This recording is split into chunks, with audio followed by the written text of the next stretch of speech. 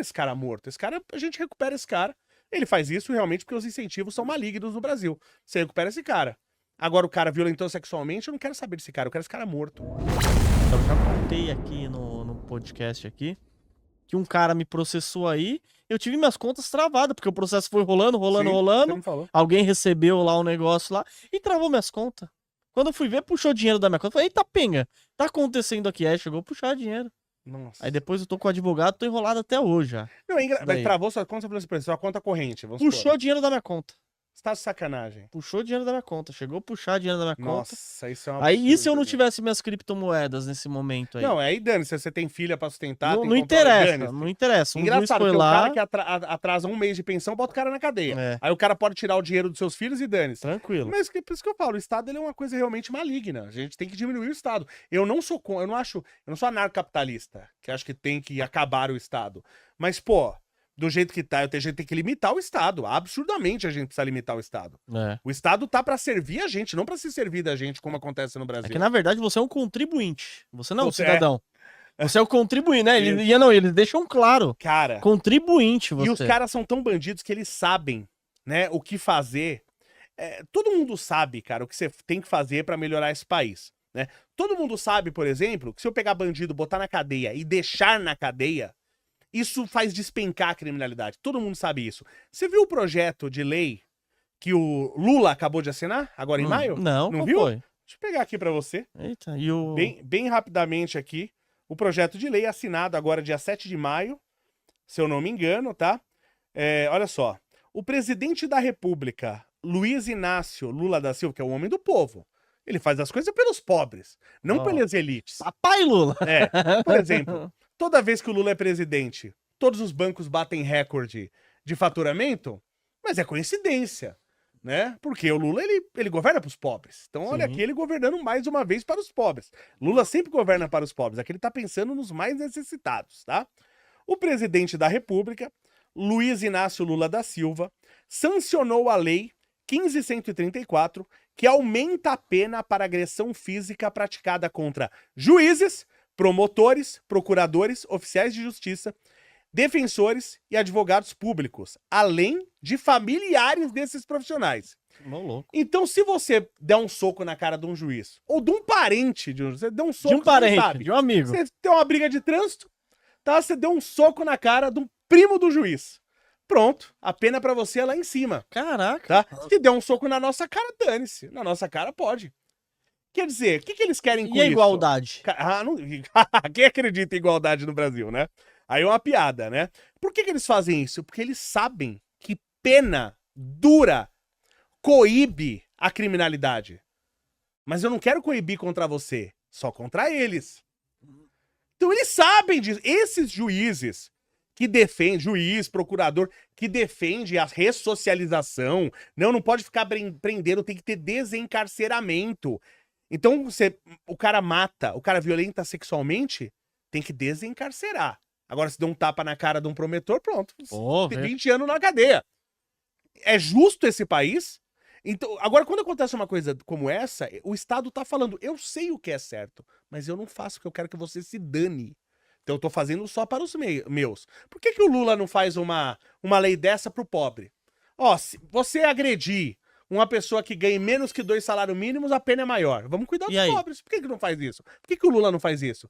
Por que será? Será que é porque ele é um bandido? Tô perguntando. Será que ele é o maior bandido da história desse país? Tô perguntando, não tô afirmando. Será que agora ele fez o escândalo de corrupção batendo o recorde dos que teriam sido feitos? Tô perguntando, não tô afirmando nada. Esse é o pai dos pobres? E aí os otários, que aí você é muito otário se fizer isso de novo, vai votar no PT pela democracia. Olha que democracia bacana. Deu um soco na tua cara que é pobre, dane-se você. Agora deu um soco no primo do promotor, passou rasteira. No primo do promotor, 20 anos de cadeia pra você. Nem sei quantos anos de cadeia é, Tojo, mas a pena é mais alta. Esse país é sério? Esse país é justo? Mas o Brasil tá complicado, né? Não, e quem resolveu isso aí? Por isso que eu falei, se a gente não tiver uma coisa nova, não vai resolver, sinto muito. E forte, e drástica. Nós vamos ter guerra contra o crime, vamos matar bandido perigoso. Falei, é matar bandido perigoso, não é o cara que furtou uma padaria, né? Furtou um celular. Eu não quero esse cara morto. Esse cara, a gente recupera esse cara. Ele faz isso realmente porque os incentivos são malignos no Brasil. Você recupera esse cara. Agora o cara violentou sexualmente, eu não quero saber desse cara, eu quero esse cara morto. Esse cara é um latrocida, o cara te matou uma criança, um adolescente por causa de um tênis. Mataram uma menina agora aí, saiu uma notícia hoje, mataram uma menina que foi confundida. Com o ladrão foi lá, confundiu, mataram a menina. Nossa. Então dane, não precisa nem ter certeza, porque eu sei que não vai acontecer nada. Preciso nem ter certeza que o alvo é aquele lá. Não mataram o irmão da Sâmia? Também aparentemente confundido? Será que ela não teria promovido o assassinato? Incentivando, não que ela promoveu o assassinato do próprio irmão, pelo amor de Deus, não tô falando isso de jeito nenhum. Mas você tá falando assim, pela posição Mas dela, postura, né? ela incentivando esse tipo de crime, por exemplo, ela incentivando, né, que você não tenha penas altas pra criminosos. Não sei. Ô, Léo, e... Não tô acusando ninguém de nada, deixando isso claro. Ô, Léo, e também você fala muito, né, da história do país, assim. Por que o Enéas, ele era ridicularizado antigamente? Porque, aí que tá. De novo, né? Todo mundo que não for de esquerda, qualquer político chegar e não for de esquerda, ele vai ser ridicularizado pela mídia. Você vai colocar um atributo ruim pra esse cara. Então, Trump é nazista, né? Todo mundo que não for de esquerda, você ridiculariza. Que presidente a gente teve aqui nesse país mais inteligente que o Enéas? A gente teve algum?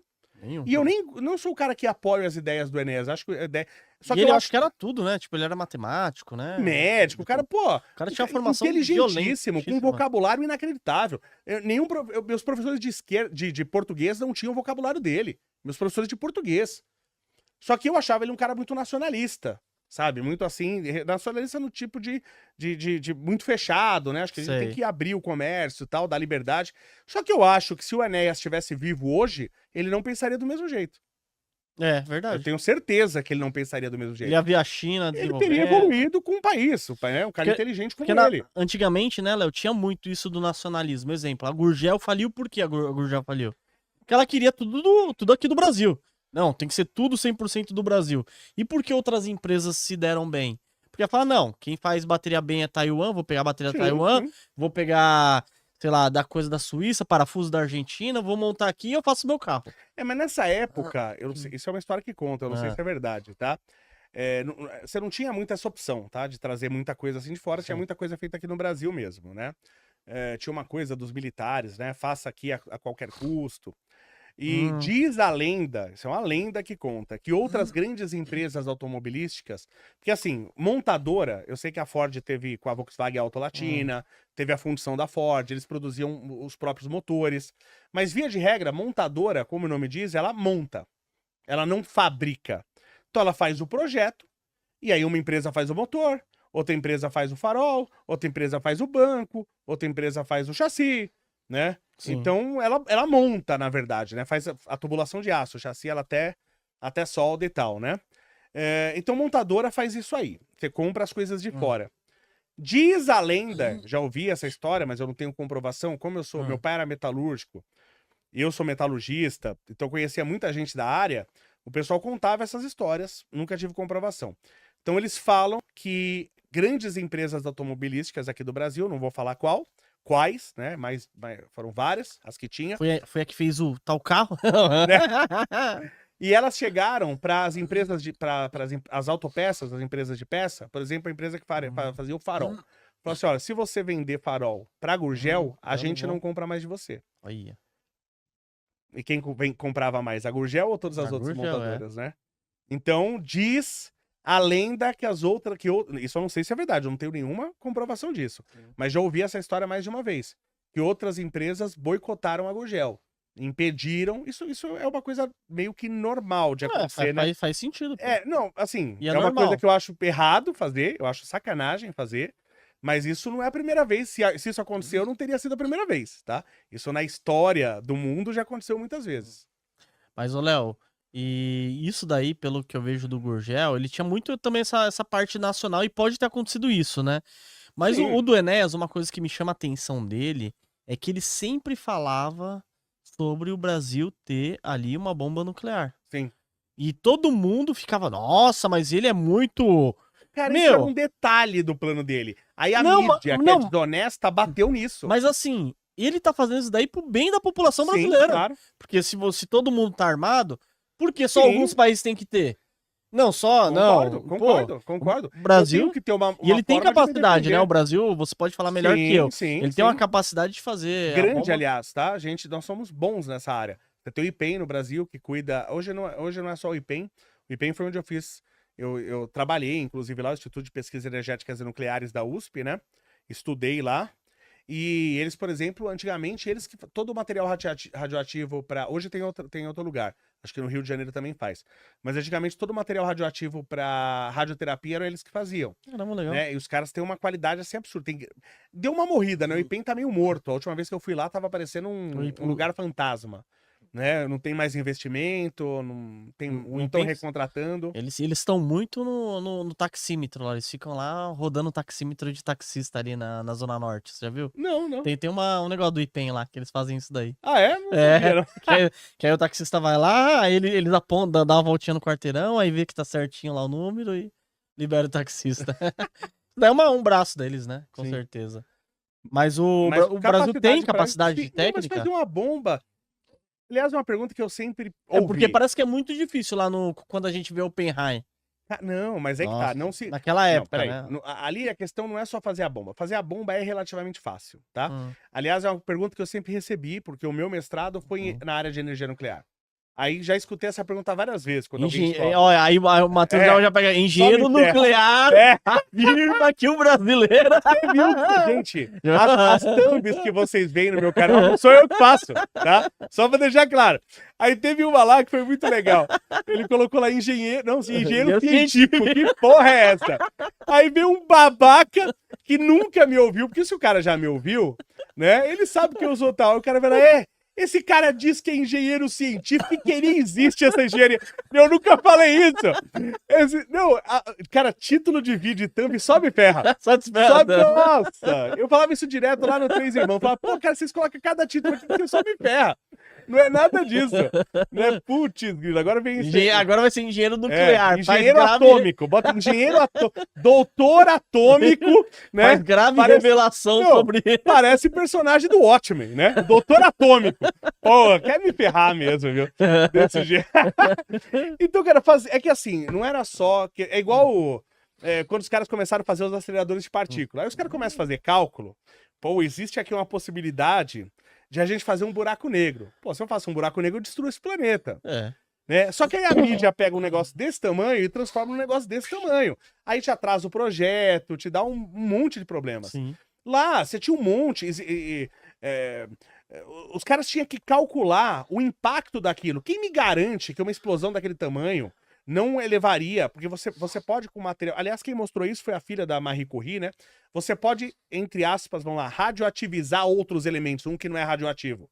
Se eu não me engano, a filha da Marie Curie que ganhou 2 Nobel, o primeiro ser humano, não é a primeira mulher, tá? O primeiro ser humano, a primeira pessoa a ganhar 2 prêmios Nobel, um de física e um de química, ela ganhou, né? E, inclusive, morreu de leucemia trabalhando com isso. O marido dela ia morrer também, mas foi atropelado por um cavalo antes, né? Por uma carroça e acabou morrendo de outra coisa. Marie Curie é uma pessoa tão importante que, inclusive, tem uma unidade de atividade radioativa que chama Curie. A gente trabalha, Millie Curie, né? É uma unidade. É uma pessoa importante. A filha dela, se eu não me engano, ela radioativizou, acho que prata, acho que foi alumínio, uma coisa assim. Ela ganhou um Nobel também, a filha dela, por causa disso aí. E se na hora que eu explodo uma bomba atômica como essa, eu torno outros elementos radioativos, faço uma reação em cadeia e eu queimo a atmosfera toda? Você entendeu? E destruo o planeta. Existia a possibilidade. Você entendeu? Então, e quando você começa a trabalhar com átomos, com coisas quânticas, não tem mais certeza, é tudo estatística. Você entendeu? Então você tem que jogar com as probabilidades.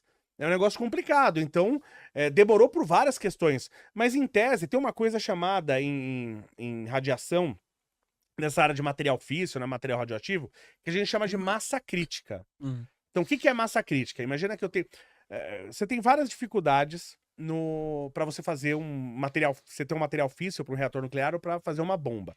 São dificuldades técnicas. O conceito de fazer uma bomba nuclear é muito fácil. Sim. Quando você pega um urânio, por exemplo, você tem os isótopos de urânio. O que é um isótopo? vamos supor, é o mesmo elemento químico. O que define um elemento químico? O número de prótons, basicamente, tá? Sim. O que define se ele é um ou se ele é outro. Se mudar o número de nêutrons, o número de elétrons, não muda o nome do elemento. Tem o, né, a gente chama hidrogênio de deutério, trítio e tal, mas só para o pessoal entender, né?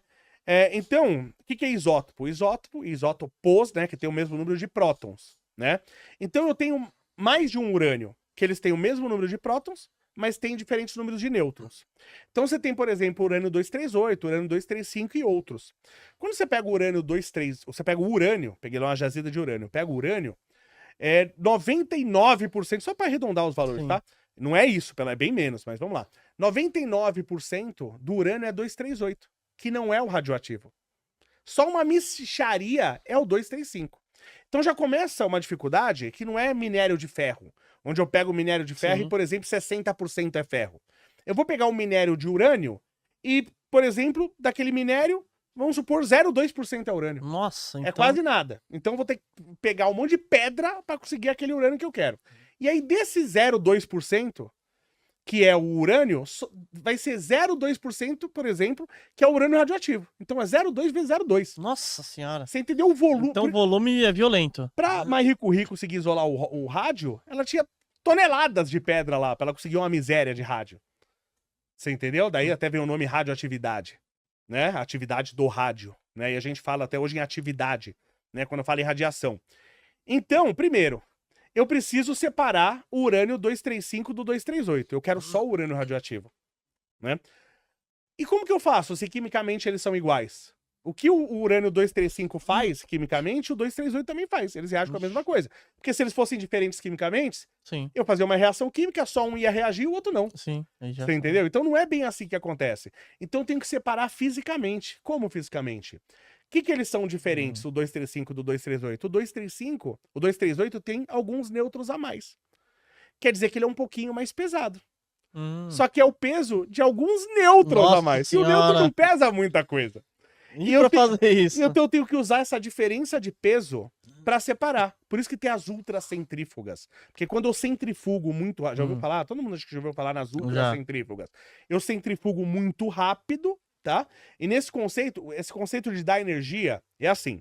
Imagina que eu pego você pelo braço e te jogo, tá? Ou te dou um empurrão. Chego e te dou um empurrão. Eu sou um cara grande, forte, eu vou te jogar longe.